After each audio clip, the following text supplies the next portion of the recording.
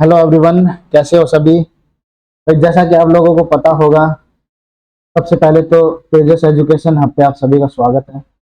भाई जैसा कि आप लोग जानते होंगे कि हमारा जो सेशन चला हुआ है राइटिंग प्रैक्टिस का, अभी हाल ही में जो क्वेश्चंस हमने किए थे, जो टेस्ट हुआ था, उसके कुछ क्वेश्चंस हैं जो हम मतलब जिनको हम क्या है अच्छे से एक्सप्लेन नहीं कर पाए थे।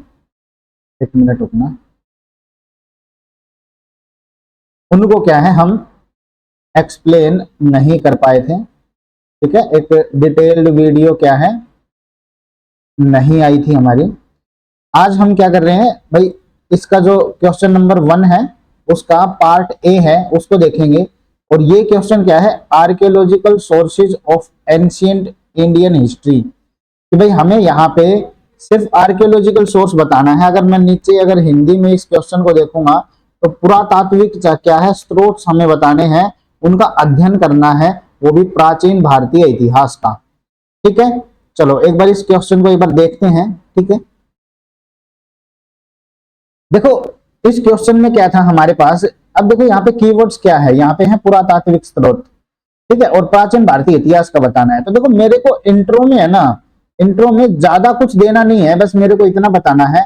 जैसे कि यहाँ पे लिखा हुआ प्राचीन भारतीय इतिहास है, उसके पुनर्निर्माण के लिए पुरातात्विक स्रोत बहुत महत्वपूर्ण है। और पिछले जो समाज है, संस्कृतियां हैं, जो अर्थव्यवस्था है, उनके ठोस सबूत हमें यहाँ से प्राप्त होते हैं। ठीक है, अब देखो पुरातात्विक जो स्रोत है वो इनमें से प्रमुख है, किस प्रकार से है। अब देखो क्या क्या स्रोत हो सकते हैं हमारे पास। सबसे पहला है स्मारक। भाई सीधी सी बात है, जो मंदिर, स्तूप, मठ, ये जो चीजें मिलती हैं, ये क्या बताती है हमें, भारतीय जो स्थापत्य कला है उसके बारे में हमें पूर्ण क्या है, मतलब भाई भारतीय स्थापत्य कला है उसकी जो संरचनाएं हैं, धार्मिक प्रथाएं हैं, कलात्मक जो उपलब्धियां हैं, उन सभी के बारे में जानकारियां मिलती हैं। तो उदाहरण के तौर पे जैसे एग्जाम्पल, देखो यहाँ पे एग्जाम्पल देना बहुत जरूरी है कुछ चीजों का। ठीक है, जब भी आप स्मारक लिख रहे हो तो आपको ये तो पता होगा कि भाई ये हमारी जो है ना जो मतलब भाई स्थापत्य कला है, धार्मिक प्रथाएं हैं, उन सब का क्या है एक प्रकार से क्या है, मतलब भाई एक मतलब महत्वपूर्ण कुछ जानकारियां उपलब्ध कराती हैं। और इसमें जब आप इन सब चीजों के बारे में लिख रहे हो तो कहीं ना कहीं आपको एग्जाम्पल डालना बहुत जरूरी है। अगर एग्जाम्पल नहीं डालोगे तो ये जो क्वेश्चन है थोड़ा सा फीका नजर आएगा। तो जब भी ऐसा क्वेश्चन मिले जहां पे आप एग्जाम्पल डाल सकते हो और आप बता सकते हो, आपको बताना ही पड़ेगा। ठीक है, तो आपको बस इतना करना है कि जब भी ऐसे क्वेश्चन आएंगे तो आपके पास कुछ ऐसे एक दो एग्जाम्पल होने चाहिए जो आपको क्या है, मतलब भाई ऐसा मान सकते हैं कि आपके जो आंसर राइटिंग है उसको एनहांस कर देगा ये। ठीक है, चलो नेक्स्ट देखते हैं। अब इसमें देखो एक तो क्या क्या बताया है, सांची का स्तूप है, अजंता और एलोरा की गुफाएं हैं, ठीक है, और खजुराहो जो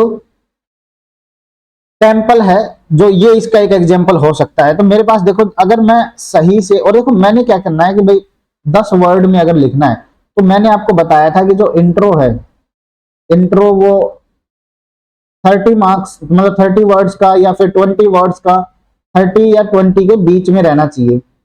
फिर उसके बाद जो आपका जो बॉडी पार्ट होगा इसका आंसर का, वो आपका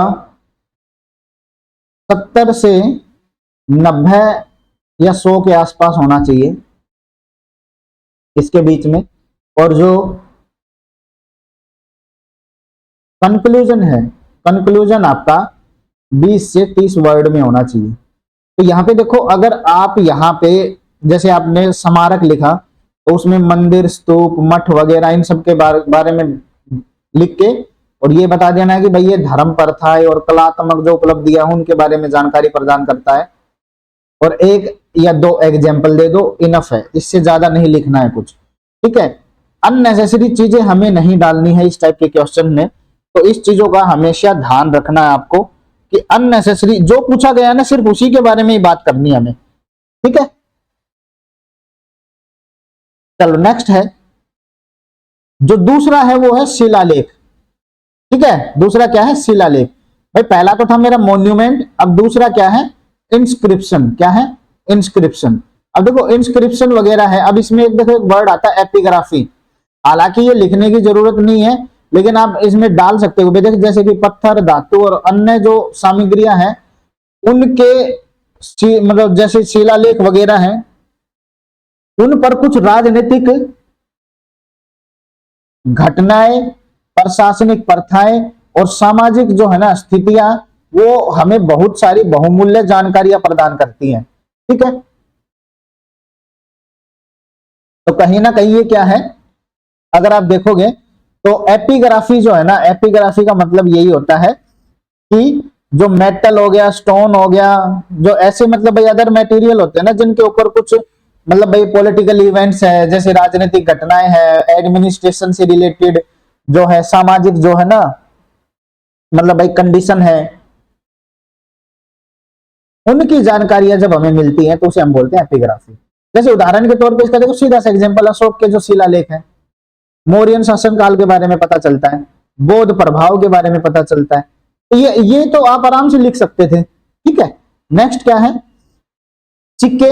सिक्के भी तो एक सोर्स होते हैं भाई, हमें क्या है, जो पास्ट में जो कुछ हुआ उनके बारे में जानने के लिए। तो देखो एक वर्ड होता है न्यूमिस्मेटिक जिसे बोलते हैं, मुद्रा शास्त्र जिसे बोलते हैं।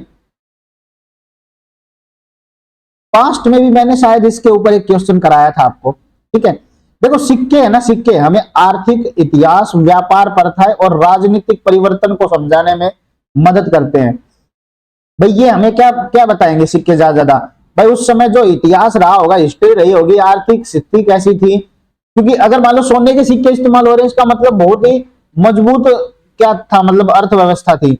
अगर वहां पे भाई मतलब जैसे तांबे या फिर मान लो भाई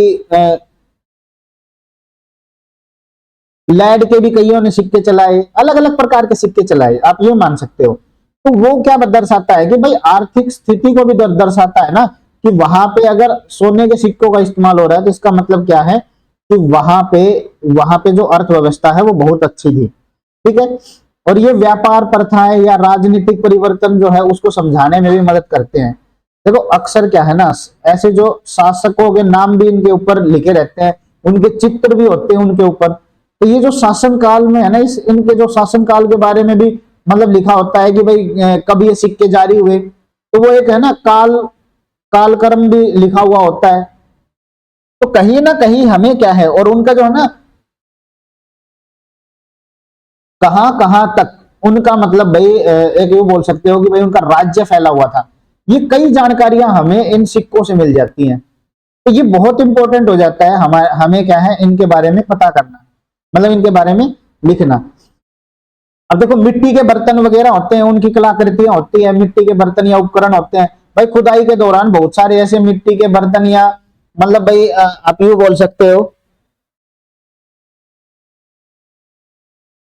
जो टूल्स वगैरह जो होते हैं ना, मतलब भाई मिट्टी के बर्तन के जो टूल्स वगैरह है वो हमें जब मिलते हैं, ठीक है, रोजमर्रा के जो उपकरण हो गए जो दैनिक जीवन में इस्तेमाल होने, व्यापार या तकनीक प्रगति पर प्रकाश डालते हैं। कहने का मतलब ये क्या है, उस समय के मतलब भाई कैसी तकनीक इस्तेमाल होती थी, कैसा व्यापार था, कैसा दैनिक जीवन था, वो सब चीजों के बारे में जानकारी हमें कौन देता है, वो देता है मिट्टी के बर्तन वगैरह, या मिट्टी के बर्तन या ऐसे उपकरण जो वहां पे इस्तेमाल होते थे। जैसे हड़प्पा के जो बर्तन है ना, उनमें विशिष्ट डिजाइन था, शिल्प जो उनका क्या दिखाता है कि भाई उन्नत कौशल जो है ना, शिल्प जो था वो अच्छा, मतलब भाई आप यूं बोल सकते हो स्किल्ड है ना, आप यूं बोल सकते हो कि जो स्किल्ड आपको जो मतलब एक अच्छी क्राफ्टमैनशिप देखने को मिली है, शिल्प शिल्प कौशल। ठीक है, अब देखो यहाँ पे बात करते हैं पेंटिंग और रॉक आर्ट के बारे में, पेंटिंग और रॉक आर्ट के बारे में। तो देखो पेंटिंग और रॉक आर्ट है, ये भी एक हमें क्या बताता है कि उस समय भाई किस प्रकार से क्या है, आप यूं कह सकते हैं कि भाई पेंटिंग और रॉक आर्ट है वो भी हमें बताती है वहां के जीवन के बारे में।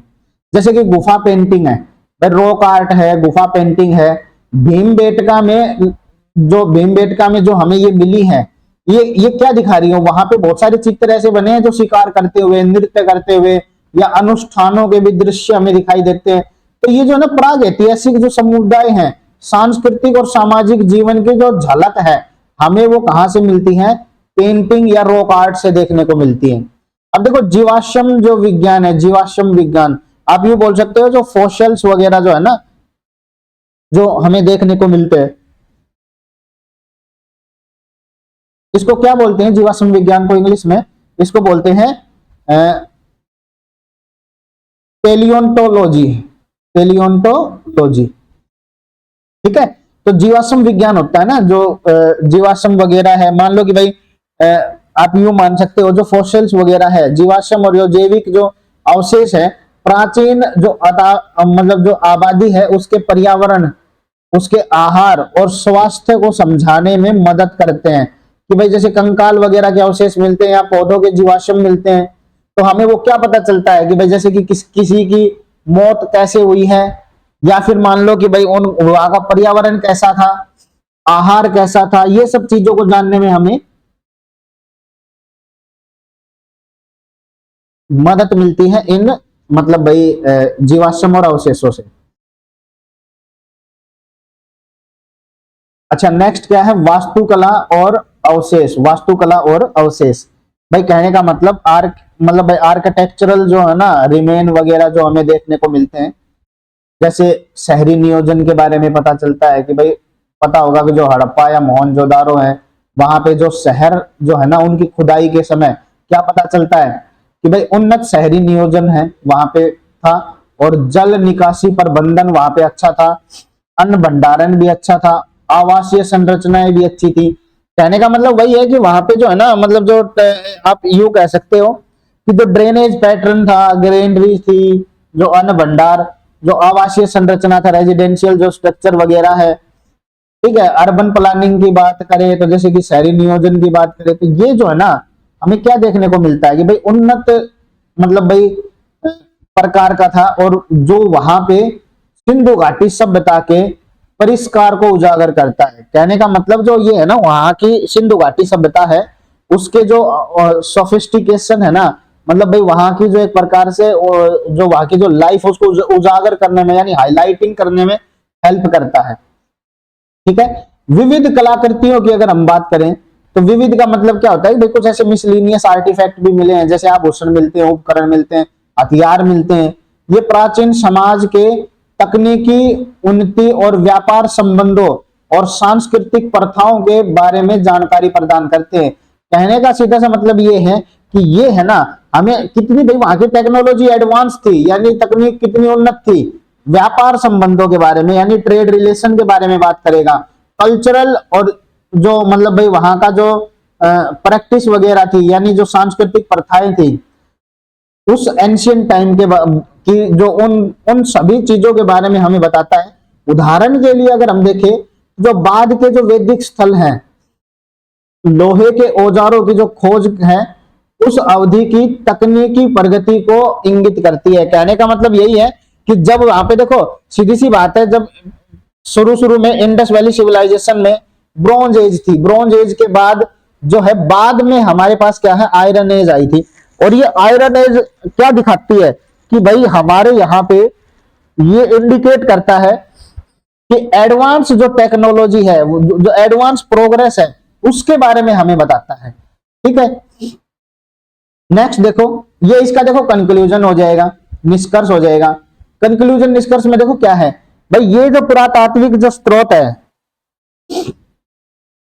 सामूहिक रूप से इतिहासकारों को प्राचीन भारत के विशाल और विविध इतिहास को एक साथ जोड़ने में मदद करता है। तो देखो यहाँ पे कंक्लूजन में बस आपको ये बताना है कि किस प्रकार से जो पुरातात्विक जो स्रोत है वो इतिहासकारों को भारत के जो विशाल और विविध इतिहास है ना उसको एक साथ लाने में मदद करता है, यानी उनको जोड़ने में मदद करता है।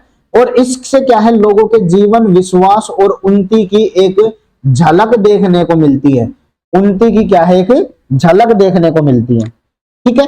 तो ये जो क्वेश्चन था, अगर आप इसको इंग्लिश में देखेंगे तो इंग्लिश में भी क्या है हमारे पास, ठीक है, वही चीजें मैंने यहाँ पे एक्सप्लेन की है, ठीक है। तो वही है, आर्कियोलॉजिकल जो सोर्स है ये बहुत ज्यादा क्रूशियल होते हैं हमारे एंशियंट जो हिस्ट्री है उसको बनाने में, समझाने में कि वहां की भाई सोसाइटी, कल्चर, इकोनॉमी ये कैसी रही है। साथ में अगर हम देखें जैसे कि भाई यहाँ पे क्या क्या सोर्सेज हो सकते हैं, मॉन्यूमेंट होंगे, टेम्पल, स्तूपा, मोनेस्ट्रीज वगैरह, ठीक है। उसके इससे क्या पता चलता है हमें, भाई वहां का जो आर्किटेक्चरल जो स्टाइल है, रिलीजियस प्रैक्टिस है, आर्टिस्टिक जो अचीवमेंट है, ठीक है। साथ जैसे एग्जांपल के तौर पे सांची का जो स्तूप हो गया, अजंता लोरा की गुफा, खजुराहो के टेम्पल हो गए, तो ये हमें क्या है वहां के रिलीजियस प्रैक्टिस कैसा, मतलब भाई आर्किटेक्चर स्टाइल था, आर्टिस्टिक अचीवमेंट कैसी थी, उनके बारे में बताता है। इंस्क्रिप्शन क्या बताता है, इंस्क्रिप्शन हमें भाई देखो ये बताता है, इसका मतलब होता है एपिग्राफी, यानी इसकी स्टडी को बोलते हैं एपिग्राफी। जब स्टोन, मेटल या अदर मेटल वगैरह है उनसे वैल्यूबल इंफॉर्मेशन निकालते हैं, जैसे पॉलिटिकल इवेंट्स की, एडमिनिस्ट्रेटिव प्रैक्टिस की, सोशल कंडीशन की। जैसे एग्जांपल के तौर पर जो अशोकन जो है ना, जो एडिक्ट है, उनसे हमें क्या पता चलता है, मौर्यन एम्पायर और गवर्नेंस के बारे में पता चलता है, बुद्धिस्ट इन्फ्लुएंस के बारे में पता चलता है। कॉइन्स की बात करें तो देखो कॉइन्स का अगर हम डालें तो देखो कॉइन्स हमें क्या बताता है, वहां की economic history, trade, political change के बारे में बताता है वहां, और उनके ऊपर देखो नाम लिखे होते हैं, राजा के इमेजेस वगैरह होती है, ठीक है। क्रोनोलॉजिकल जो फ्रेमवर्क है वो बताता है। साथ में क्या है कि कहां तक उनका जो शासन फैला हुआ था, उस चीजों के बारे में भी हमें ज्ञान देता है, ठीक है। पोट्री है, देखो पोट्री और आर्टिफैक्ट की अगर हम बात करें तो देखो सेरेमिक टूल्स वगैरह जो होते हैं, जैसे बहुत सारी पोट्री वगैरह जो बनती थी और जो ये हमें जब देखने को मिलती थी, तो ये जब हमें देखने को मिलती है तो वो क्या वहां के डेली लाइफ, ट्रेड, भाई वहां की जो टेक्नोलॉजिकल एडवांसमेंट के बारे में बताता है कि भाई एंशियंट जो कम्युनिटी है उनका टेक्नोलॉजिकल एडवांसमेंट कैसा था, ठीक है। हड़प्पन जो पोट्री है ये हमें क्या बताता है, इनका एक डिस्टिंक्ट डिजाइन था जो वहां की है ना क्राफ्टमैनशिप को दिखाता है कि भाई वहां के जो लोग थे वो स्किल्ड थे। पेंटिंग और जो रॉक आर्ट है, अगर यहाँ पे देखें तो केव पेंटिंग है, तो केव पेंटिंग देखो हमें भीमबेटका से देखने को मिलती है, तो उनमें जो सीन देखने को मिलते हैं वो क्या है कि लोग वहां पे हंटिंग कर रहे हैं, डांसिंग कर रहे हैं, रिचुअल्स हैं उनके वो फॉलो कर रहे हैं। तो ये जो है ना कल्चरल और सोशल लाइफ को है ना परी हिस्टोरिक जो कम्युनिटीज हैं उनके बारे में ज्ञान देता है, हमें बताता है, ठीक है। पहले अब देखो पेलियंटोलॉजी है, इसके बारे में हमने क्या पढ़ा कि भाई जब हम फॉसिल फ्यूल्स या रिमेन्स जो होते हैं ना उनको जब हम उनकी स्टडी करते हैं तो ये हमें वहां के environment, diet, health, ancient population जो है ना वहां की हेल्थ, डाइट, एनवायरमेंट इन सब के बारे में बताता है। और ये जो है ना यहाँ के जो इनके जो स्केलेटन वगैरह है, जो प्लांट वगैरह के, इनकी एनालिसिस जो कि भाई इस जो पेलियंटोलॉजी है उसमें हम इन सब की स्टडी करते हैं। अच्छा, आर्किटेक्चरल रिमेन्स जो होते हैं, जैसे अर्बन प्लानिंग का पता चलता है। जैसे अगर मैं आर्किटेक्चरल रिमेन्स की बात करूं, मोहनजोदारो की जब खुदाई हुई हड़प्पा की, तो क्या है हमें क्या देखने को मिला कि वहां का अर्बन प्लानिंग कैसा था, ड्रेनेज सिस्टम कैसी थी, ग्रेनरी कैसी थी, रेजिडेंशियल स्ट्रक्चर कैसे थे, ठीक है। तो ये जो है ना इंडस वैली सिविलाइजेशन के सोफिस्टिकेटेड जो है ना वहां की लाइफ को हाईलाइट कर रहा है। अच्छा, मिसलिनियस टूल्स में क्या आ जाएंगे, ठीक है। मिसलिनियस टूल में देखो ज्वेलरी, टूल्स, वेपन्स आ जाएंगे। भाई वहां पे क्या बताता है कि भाई टेक्नोलॉजी कितनी एडवांस थी, ट्रेड रूट कैसे, ट्रेड रिलेशन कैसे थे, कल्चरल प्रैक्टिस जो एंशिएंट सोसाइटी की कैसी थी, ठीक है। और डिस्कवरी ऑफ आयरन टूल्स है लेटर वैदिक पीरियड में, वो हमें क्या बताता है, टेक्नोलॉजिकल प्रोग्रेस बताता है कि भाई ये पीरियड में कैसे कैसे प्रोग्रेस हुआ। जैसे ही मौर्यन एम्पायर आया उन्होंने आयरन टूल्स का कितना अच्छे से इस्तेमाल किया, ठीक है। उससे क्या हुआ कि भाई वहां की जो इकोनॉमी है फली फूली। आर्कियोलॉजिकल सोर्स की बात करें तो देखो ये जो है ना ये हमें हेल्प करते हैं हिस्टोरियन को कि भाई वो इन सब जो हमारे जो वास्ट कल्चर या हिस्ट्री है उसको एक साथ जोड़े और हमें क्या है एक मतलब भाई एक अलग एंगल दिखाए कि उस समय की सोसाइटी कैसी थी। और ये हमें क्या है वहां की life, belief, advancement of the people, इन सब के बारे में क्या है हमें बताता है। साथ में हमारे लिए एक विंडो ओपन कर देता है कि भाई कैसे कैसे लोगों ने अपने जो है ना मतलब भाई एडवांसमेंट किया अपनी लाइफ में, ठीक है। तो ये सारी चीजें हमें क्या है इसमें देखने को मिलती है। तो ये पहला क्वेश्चन का जो पहला पार्ट था जो हमने पढ़ा। अब आ जाते हैं भाई दूसरा पार्ट है। अब यहाँ पे देखो जो दूसरा पार्ट है, अगर हम इसकी बात करें तो दूसरे पार्ट में हमारे पास क्वेश्चन क्या दे रखा है, यहां पे क्वेश्चन दे रखा है कि analyse the cause of responsible for the annihilation. Annihilation का मतलब ये हो जाएगा कि भाई आप यूं मान लो कि भाई उसको जो है ना, जैसे किस प्रकार से जो इंडस वैली सिविलाइजेशन है उसका पतन हुआ था वो हमें बताना है, और क्या क्या ऐसे कारण रहे होंगे जिनकी वजह से जो इंडस वैली सिविलाइजेशन है उसका पतन देखने को मिला। ठीक है, तो हमारे पास देखो इनके अलग अलग सोर्सेज वगैरह देखने को मिलते हैं, और आज इस जो में हम क्या है इन्हीं को ही देखेंगे। ठीक है, चलो तो देखो सबसे पहला कीवर्ड है यहाँ पे कोज। ठीक है, responsible for the annihilation Indus Valley Civilisation. Indus Valley Civilisation अगर मैं इसको हिंदी में देखूं तो हिंदी में देखो मेरे पास क्या है, जो सिंधु सभ्यता है उनके विनाश के कारणों की समीक्षा करो। भाई कहने का मतलब तीन कीवर्ड्स हैं, सिंधु सभ्यता, विनाश और कारण। पहली बात तो उसके विनाश के क्या कारण रहे हैं हमें वो बताने हैं। ठीक है, चलो एक बार इस क्वेश्चन को शुरू करते हैं, एक बार देखते हैं क्या कुछ इसके अंदर है। ठीक है, एक मिनट रुकना।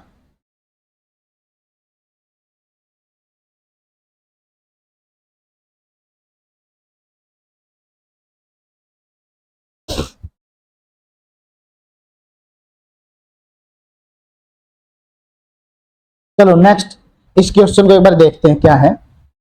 देखो सिंधु घाटी सभ्यता का, अगर देखो इस क्वेश्चन को जब भी आप लिखो, तीन कीवर्ड्स हैं, सिंधु सभ्यता, ठीक है, सिंधु सभ्यता और उसके विनाश का कारण। ठीक है, चलो तो सबसे पहले तो सिंधु घाटी सभ्यता के बारे में इंट्रोडक्शन में थोड़ा सा बताओगे।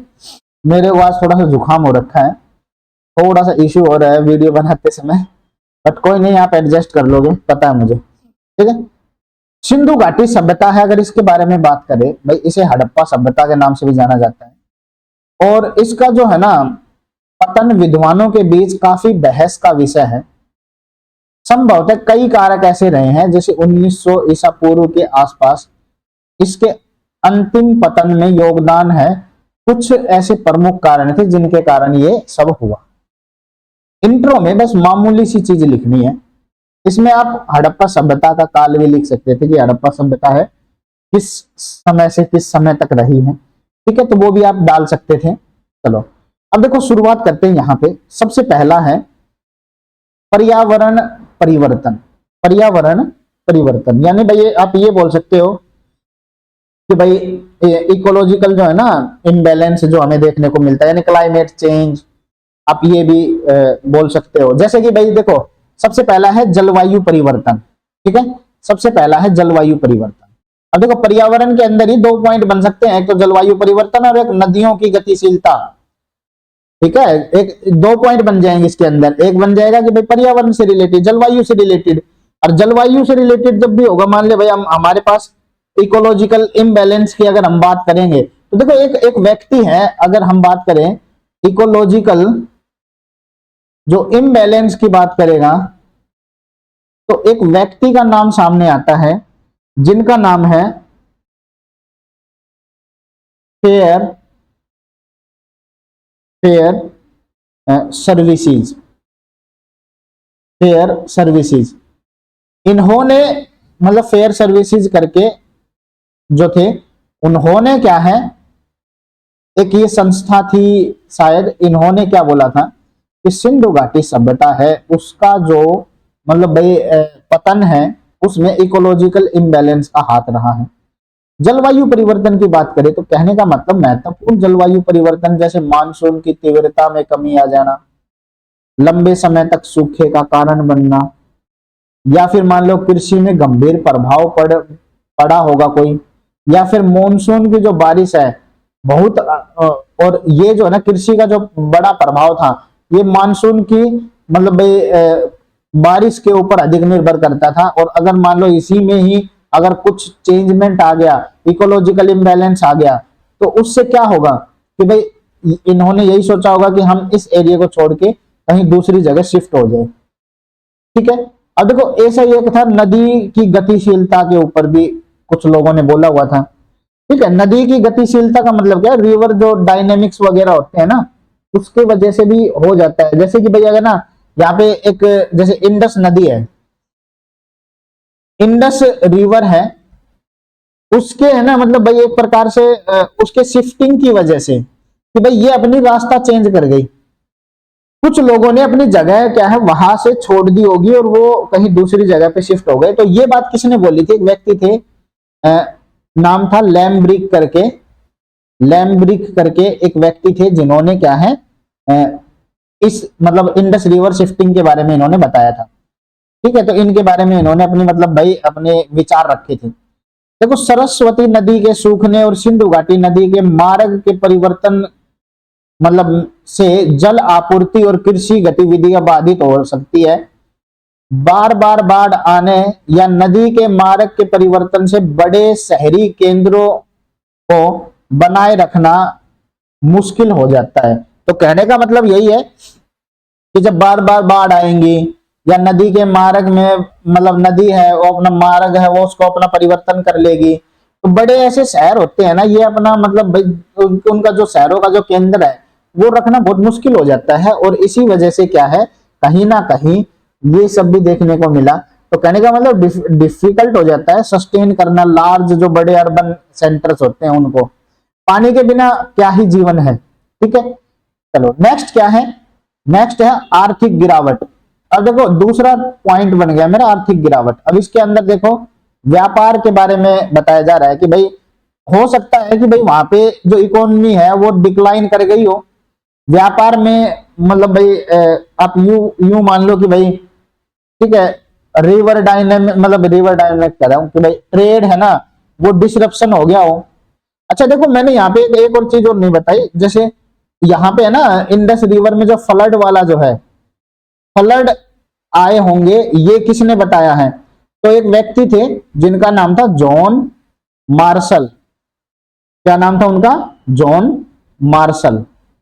ये जॉन मार्शल है, उन्होंने फ्लड के बारे में बताया था। तो आप इनके नाम डाल सकते हो, थोड़ा सा क्या है ना अच्छा मतलब भाई एक लुक हो जाएगा कि भाई हाँ इसको भाई थोड़ा बहुत नॉलेज है। ठीक है, अब देखो व्यापार में प्रावधान मतलब भाई व्यवधान यानी भाई डिसरप्शन आने की वजह से भी हुआ होगा।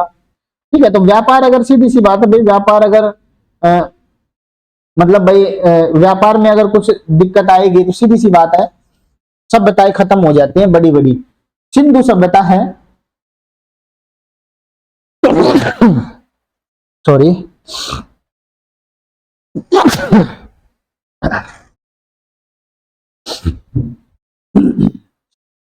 सिंधु सभ्यता है भाई, उन्होंने क्या है मेसोपोटामिया और अन्य क्षेत्रों के साथ व्यापारिक संबंध थे और व्यापारिक साझेदारों जो थे ना में संभावित राजनीतिक अस्थिरता सहित विभिन्न कारणों के कारण व्यापार में गिरावट और मतलब भाई सभ्यता की आर्थिक नींव को कमजोर कर दिया होगा।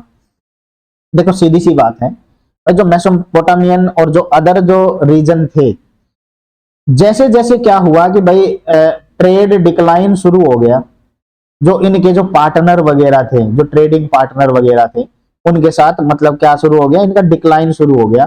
क्यों, क्योंकि वो जो जिनके साथ इन्होंने अपनी पार्टनरशिप करनी थी वो वीक होने शुरू हो गए थे एक प्रकार से। तो यहाँ पे क्या लिखा हुआ जो उनके जो संभावित राजनीतिक जो अस्थिरता है ना, जो ट्रेडिंग पार्टनर जो होते थे व्यापारिक जो साझेदार होते थे उनमें क्या अस्थिरता देखने को मिली जिसकी वजह से व्यापार में गिरावट हुई और जिसकी वजह से इकोनॉमिक जो है ना जो मान लो भाई उनकी जो इकोनॉमी है कंडीशन है फाउंडेशन है इकोनॉमिक फाउंडेशन वो कमजोर होने लगी। ठीक है, तो ये भी एक कारण हो सकता है। नेक्स्ट क्या है अधिक जनसंख्या और संसाधनों की कमी के कारण।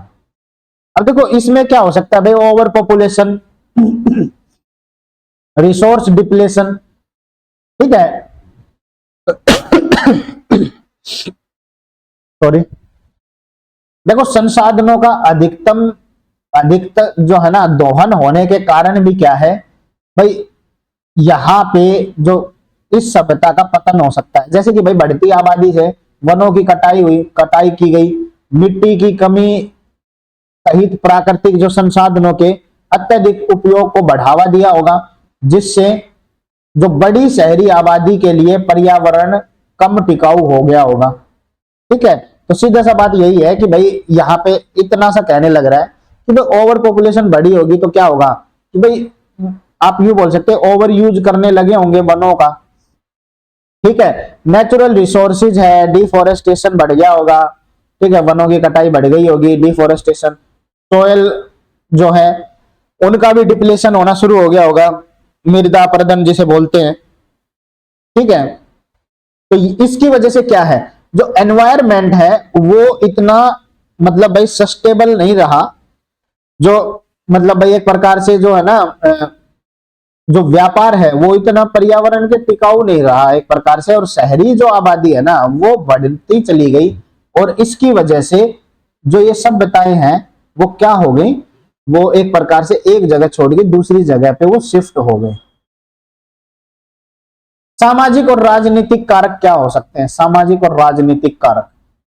ठीक है, तो सोशल फैक्टर जो है ना, सोशल और जो पॉलिटिकल फैक्टर की अगर हम बात करें तो आंतरिक संघर्ष भी बढ़ गया होगा। क्या पता कुछ लोग हैं, व्यापारिक वर्ग था, पैसे आए होंगे, पैसे आने की वजह से क्या हुआ होगा, बहुत सारे पैसा जब आ गया होगा तो सत्ता पाने की भी सोची होगी, और जब सत्ता पाने के लिए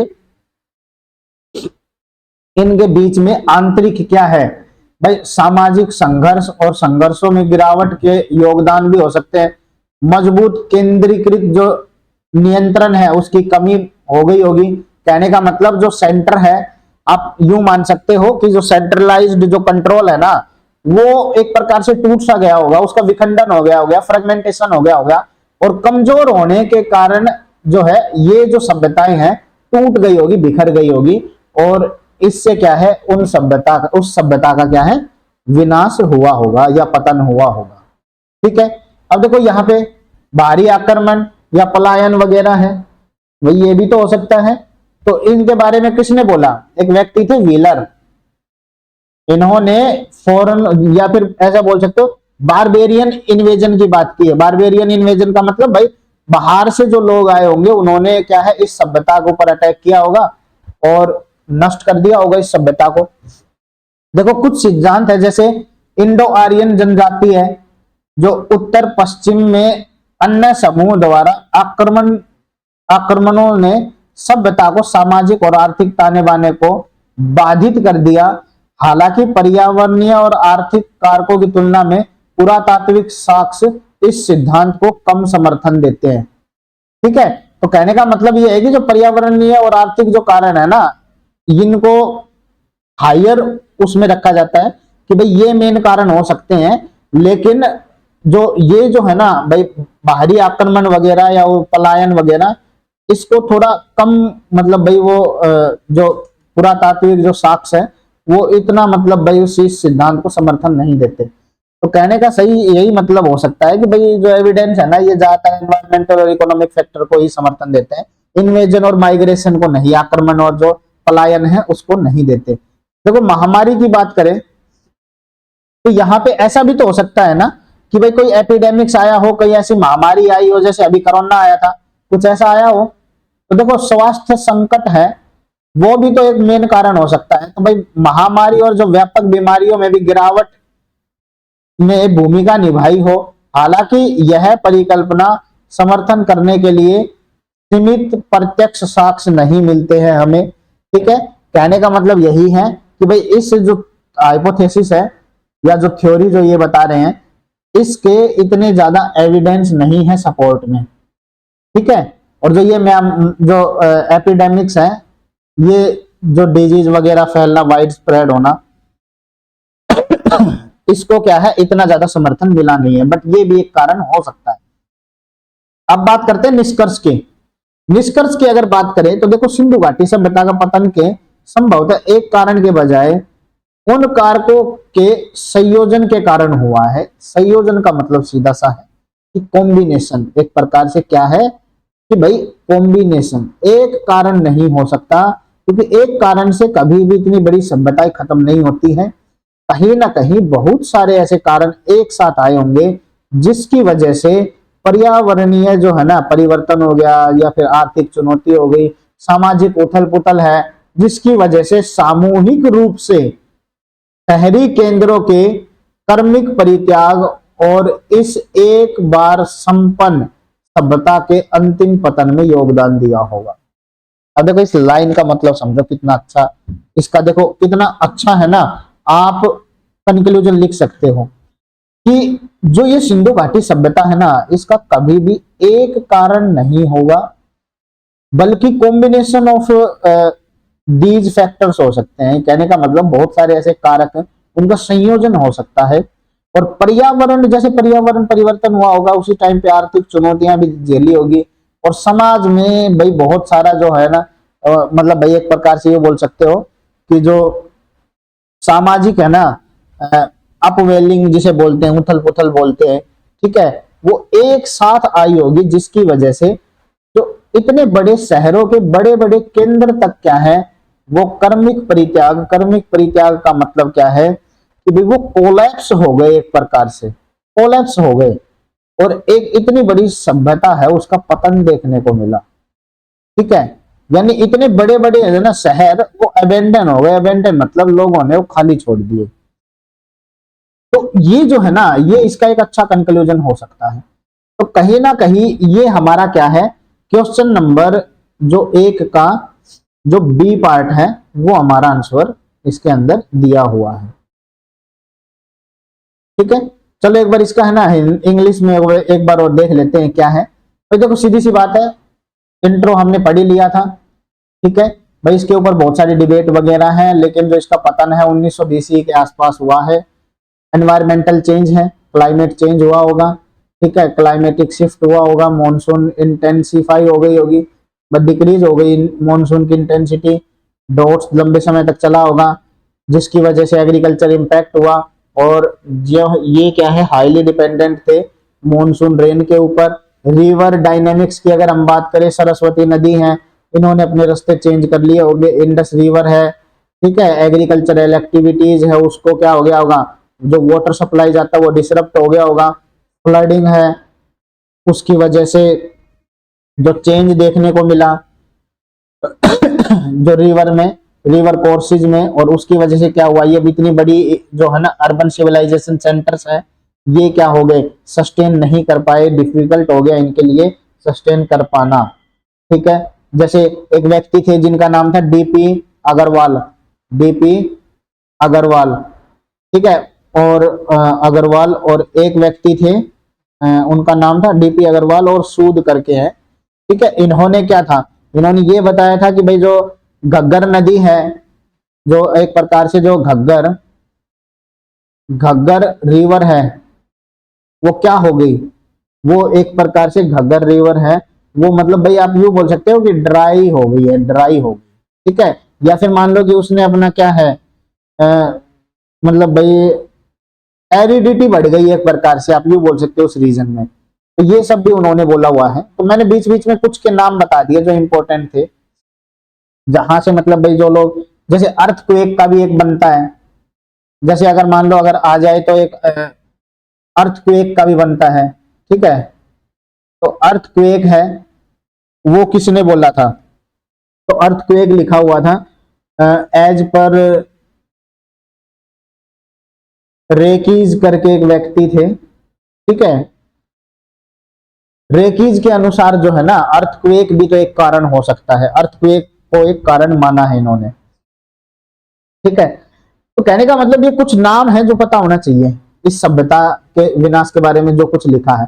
अच्छा, ट्रेड डिसरप्शन है, देखो इंटेंस ट्रेड लिंक थे मेसोपोटामिया और अदर रीजन के साथ, अगर वो धीरे धीरे डिक्लाइन हुए, अलग बहुत सारे ऐसे फैक्टर थे जिनकी वजह से हुआ, जैसे पॉलिटिकल इंस्टेबिलिटी आ गई होगी उनके जो ट्रेडिंग पार्टनर है वहां पे, जिसकी वजह से इकोनॉमिक जो फाउंडेशन है वो सिविलाइजेशन का वो वीक हो गया होगा, और यहाँ पे क्या है, इकोनॉमी भी क्या डिक्लाइन कर गई, ओवर पॉपुलेशन और रिसोर्स डिप्लेशन भी आ गया।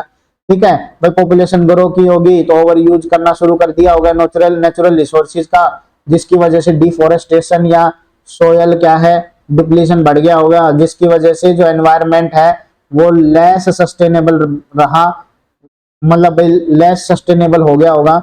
लार्ज जो अर्बन पॉपुलेशन है उनके लिए, देखो सोशल और जो पॉलिटिकल फैक्टर्स की अगर हम बात करें, इंटरनल कन्फ्लिक्ट है वो भी रहे होंगे, ठीक है, इंटरनल सोशल जो स्ट्रिफ है, कन्फ्लिक्ट वगैरह है वो बढ़ गए होंगे, और क्या है, कंट्रीब्यूटेड टू द डिक्लाइन। और ये क्या है, एक प्रकार से ये जो है ना मतलब भाई यहाँ की सोशल लाइफ क्या है, डिक्लाइन होने लगी होगी। स्ट्रॉन्ग सेंटर कंट्रोल है वो भी क्या हो गया होगा, लेक, उसका मतलब भाई उसमें भी कमी आने लगी होगी, जिसकी वजह से ये जो इतनी बड़ी सोसाइटी है वो वीक हो गई, अर्बन सेंटर्स वीक हो गए और टूटने लगे। अच्छा, इन्वेजन और माइग्रेशन भी एक कारण हो सकता है।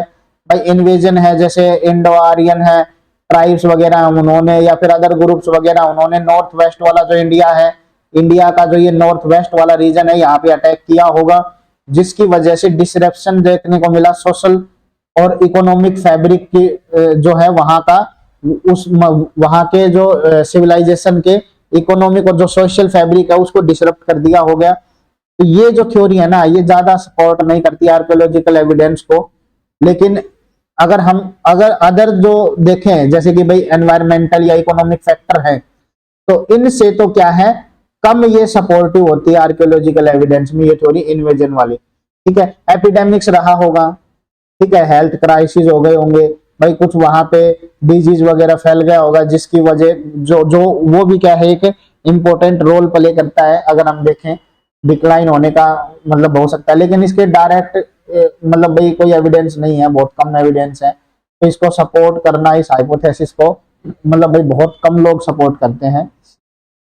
कंक्लूजन की बात करें तो देखो, Indus Valley civilisation and likely due to the combination of these factors rather than a single cause. कहने का मतलब वहां पे कॉम्बिनेशन देखने को मिला होगा फैक्टर्स का, यानी एक फैक्टर नहीं रहा होगा, बहुत सारे ऐसे फैक्टर रहे होंगे जिनकी वजह से ये जो सभ्यता है डिक्लाइन की होगी।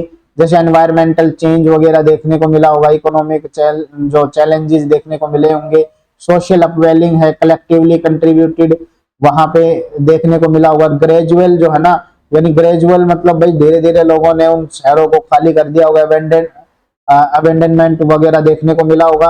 वो जो सेंटर्स हैं वो धीरे धीरे इवेंचुअली कोलैप्स हो गए होंगे, और ये जो सिविलाइजेशन है उसका पतन हमें देखने को मिला होगा, ठीक है। तो ये जो हमारे पास कुछ पॉइंट थे, तो 6-7 ऐसे पॉइंट हमने देखे। तो हमारे पास कंक्लूजन एक अच्छा मतलब भाई इंट्रो, ये सब हमने इन 2 क्वेश्चंस में देखा है, ठीक है।